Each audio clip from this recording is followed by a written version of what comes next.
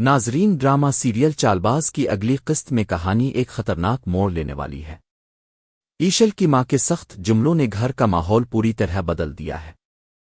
ایشر جو پہلے ایشل سے بہت محبت کرتا تھا، اب خاموش اور سرد لہجے میں رہنے لگا ہے۔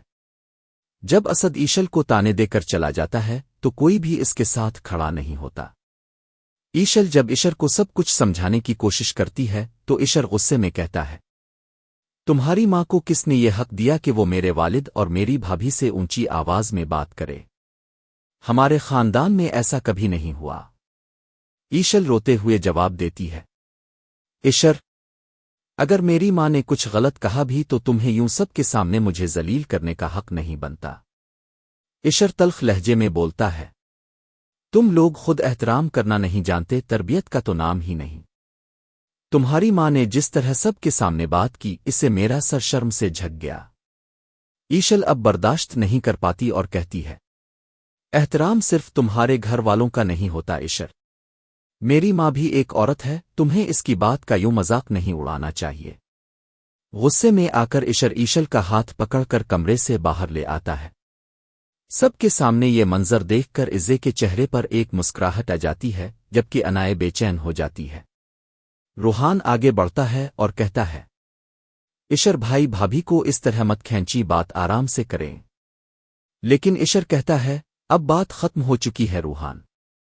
اسد عزے کی طرف دیکھتا ہے تو عزے تنزیہ انداز میں بولتی ہے، ایسی عورتوں کا یہی انجام ہونا چاہیے، ماں زبان دراز، بیٹی ضدی، دونوں کو تمیز سکھانی ہی پڑے گی۔ ایشل رپڑتی ہے اور کہتی ہے، ایشر، اگر تم نے آج مجھے یوں گھر سے نکالا تو تمہیں کل پچھتانا پڑے گا۔ میں نے تمہارا کبھی برا نہیں چاہا، مگر تم دوسروں کے کہنے پر میری زندگی تباہ کر رہے ہو۔ ایشر چیختا ہے، میں کسی کے کہنے پر نہیں، تمہاری حرکتوں پر فیصلہ کر رہا ہوں۔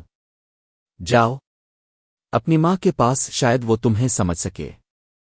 ایشل کے آنسو رکنے کا نام نہیں لیتے اور وہ ایشر کے گھر سے نکل جاتی ہے۔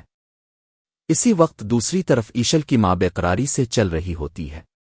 وہ شوہر سے کہتی ہے، مجھے لگتا ہے وہاں کوئی بڑی بات ہو گئی ہے، دل بہت گھبرا رہا ہے۔ شوہر تھکے ہوئے لہجے میں کہتا ہے، اب دعا ہی کر سکتے ہیں، شادی تو ہو گئی، اب بیٹی کو صبر سے رہنا ہوگا۔ اتنے میں دروازہ کھلتا ہے۔ ایشل دروازے پر کھڑی ہے، آنکھوں میں آنسو، ہاتھ میں چھوٹا سا بیگ۔